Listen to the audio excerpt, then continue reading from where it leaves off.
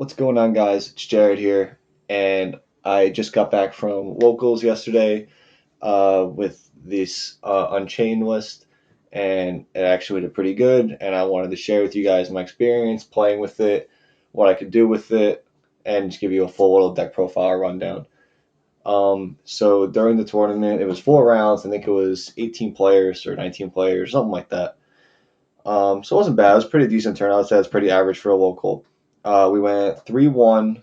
Um, we played against Marine Cest, Cyber Dragon, Crusadia, and Trapjig Generator. So against those four decks, we lost to Cyber Dragon.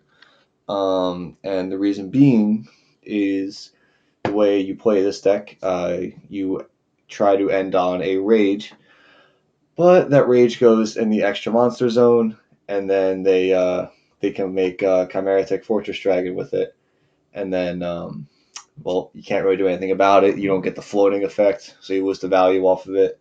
And yeah, overall, it's a pretty bad matchup, and you're not going to have a good time playing against Cyber Dragon. So I think that matchup's pretty unwinnable.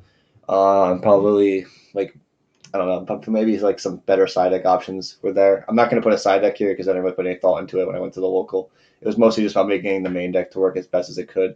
And I think overall the deck worked very, very well. And I'm very happy to be able to bring it to you guys to be able to see what I've been working with. I've been streaming with this deck too on Twitch. I'm going to put my Twitch information down in the description if you guys want to check me out. I stream usually on Tuesdays or Thursdays when I can for a couple hours each. Yeah, it's a pretty fun time. You guys test on doing book whatever we feel like testing. Right now, I'm looking into the Shadal deck and having fun time with that. I still come back to the Unchained deck and look into that. But yeah, to jump into the list, we decided to play two of the Abominable Unchained Soul, and then two of the Chain of the Unchained the Disaster. These are the like more bricky cards to the deck because they're level 8 and they get stuck in your hand very easily. Especially this one. This guy can get out of your hand with its own effect, but he's really hard. You can only get him out by discarding him or breaking out off one of the twins.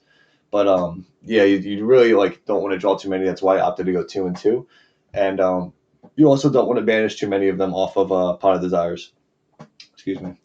And then we played three of each twin. These are both your starters and your floaters. They remind me a lot of Seer and Graph when you're playing when I used to play Burning Abyss. They float really, really good.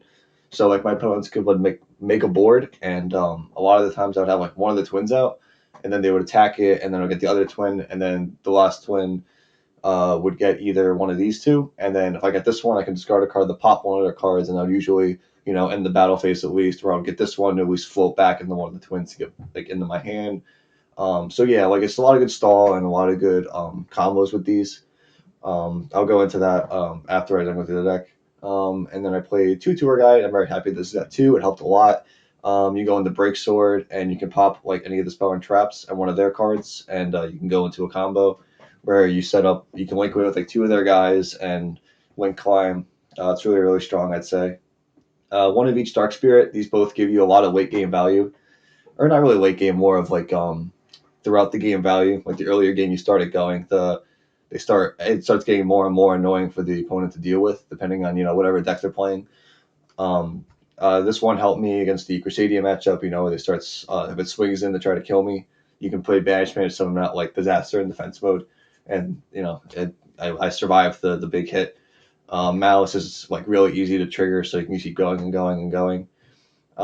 We played 2 Ash, 2 Gameciel, and 2 Raidens. Important to remember is that you can't summon the Gameciel after you use the twins because they restrict you on summoning fiends. But usually it's one of the earlier things that you do if you do summon it.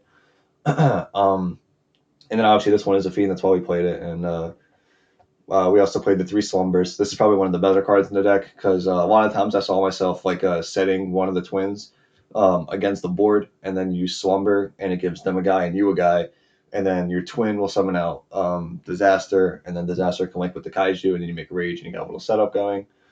So yeah, that's always like really strong, and it clears the board, obviously. Ash, it worked. It was good. It was Ash Blossom. Um, it's very generically good, so but there was no Spiral. I wish that there was somebody who was playing Spiral there. But that's the deck I wanted to play test against. But I think the Ash Blossoms and the Impermanence might change for more like spiral centric hand traps. But we'll see in the future where it goes when I start like testing this more on like more real tournaments, I would say. And after that, we play two Pot of Desires. Like I said, it's just Pot of Greed. We play three of most of the cards in the deck that are relevant. Like you don't need to get to these, but you know they really, really are helpful.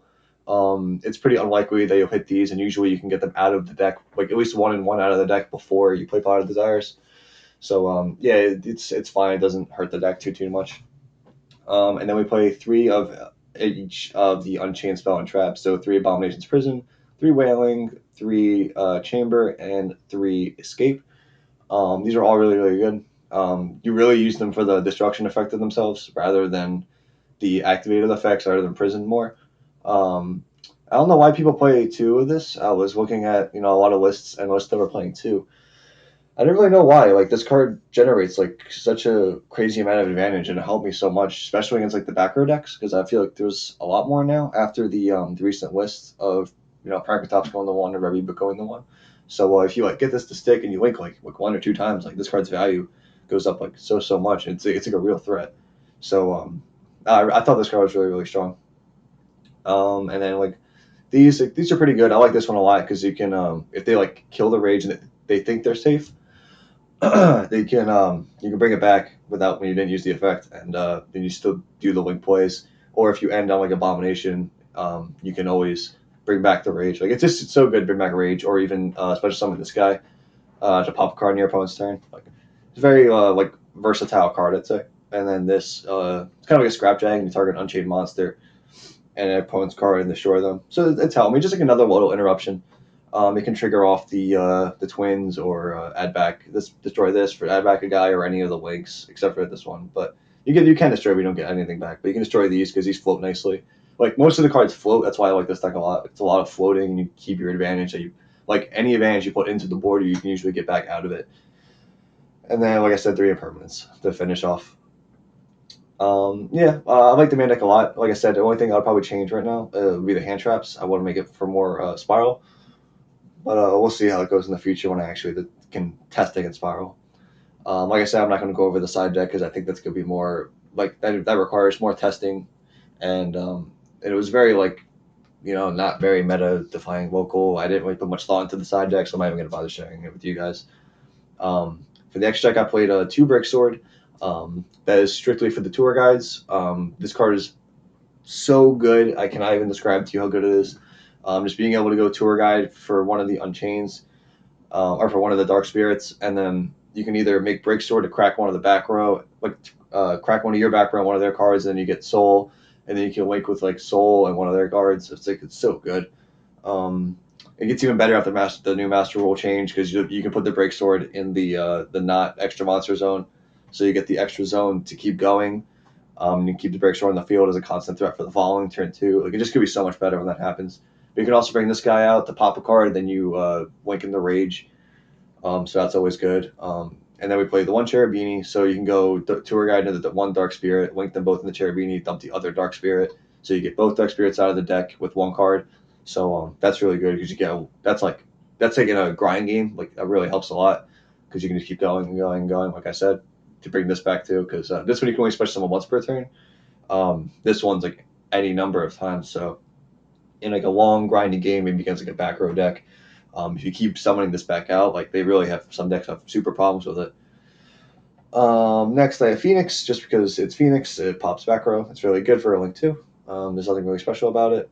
Unicorn, it's the same thing as Phoenix, just super, super good. But it actually has extended value in this deck because of Rage. Rage can go into Unicorn. It's one of the few links that it can go into that are actually relevant. So it's kind of like two interruptions in one. So if you have like Rage, Wailing, and Unicorn, or not Rage, Wailing, and Unicorn, you can like kind of like stake them out of what you're going to go into. Like they might think this is the threat, but you can go into Unicorn instead. Um, yeah, like just really really good. Like it kind of makes Rage into Unicorn, kind of like having Wailing. You deal with two things and not just one. So yeah, it's like really really good. I played Topologic Bomber and Trisbania. Trisbania for backer, obviously. Bomber has synergy with the deck. You still if you have like this and you go into Bomber, obviously you can clear the board, but you also get the fact that it's destroying your cards. So all of the Unchained card triggers off of being destroyed. So it's just more free added on value. Like you're not really losing anything when Bomber destroys your cards. And then for the Unchained links, we play 2 Abomination. You don't go into it all the time. It's pretty like it's pretty rare. I think I summoned it like twice total. And it was not really the most relevant. Like maybe the one time it was because I needed to clear out some back row, but the second time was definitely just kind of more. I didn't need it. 3 Anguish. I think I did go into all 3 Anguish and all 3 Rage one time or twice. It was really helpful because you're really just grinding, I think, a lot of the time because you're not really killing them. There is a way to kill them pretty quick, but overall, like it's a pretty slow, grindy deck, and you're trying to like wear them out. So I think like 3 and 3 might be necessary. Anguish might be able to go to 2, but like 3 Rage, I highly recommend just because it's like being able to like that's like your main play pretty much. That's the go-to. So I would go 3 Rage though. I like the extra deck a lot. I didn't really miss anything at the moment. I probably can't. There's probably other cards I can play. I haven't, but there's nothing else right now that I want to play. I think this extra deck has been, solidifying everything that I needed to do as of now. So yeah, that's the full main deck and the extra deck. The only thing I said I would change would be impermanences and ashes, maybe for like DD Crows or Drawn Lockbirds or something like that. And so like I said, this is a kind of a control deck, and one of the ways that you can do a lot of damage really really fast is so say your opponent, which is for this matter's sake, your opponent has a like an open board. I'll just say it like that. Um, if you have trap and say red twin, uh, you can do 7,500 damage. So that's like a big hit for a deck that's trying to grind you out, right? Like so, like Altergeist, you can't do that much damage in one shot. Like, but this deck you can. You can even push 8,000 depending on your normal summon. So you can go set the trap obviously, and then special summon the Unchained Twin from your hand. So you use the trap to get the blue twin. Um, so you have blue twin and red twin on the field. You go battle phase. You attack with the red twin. Attack with the blue twin, so it's 3,000.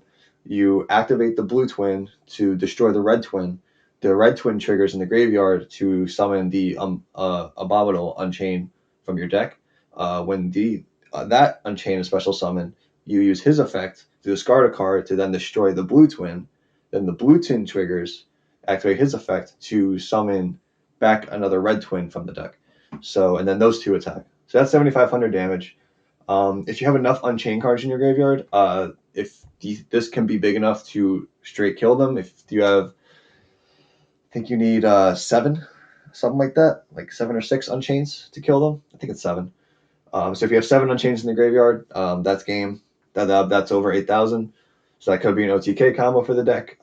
If you have any normal summon, like say you have Tour Guide or you have any of the Dark Spirits, or if you slumbered before, all those are OTK because the Dark Kaiju over the Gamma Seal is 600. So that is game if you can get that. Yeah, so there is like ways to OTK in this deck just because this guy came out and he's 3,000, so that really really helped the deck a lot. Like it added like a whole layer of pressure and deck that it didn't have before, and interruption. So I really really like the deck. I think that it has real potential. I'm super excited to keep trying it. I know for a fact I'm gonna keep trying it until the Shadal deck comes out at least, and even then the deck's gonna stay together. Yeah, so that's pretty much it. I just wanted to share with you guys the deck, and feel free to like, comment, subscribe, and I want you guys to check me out on Twitch because I've been wanting to put a lot of time and effort into that, and I hope you guys enjoy. Thank you.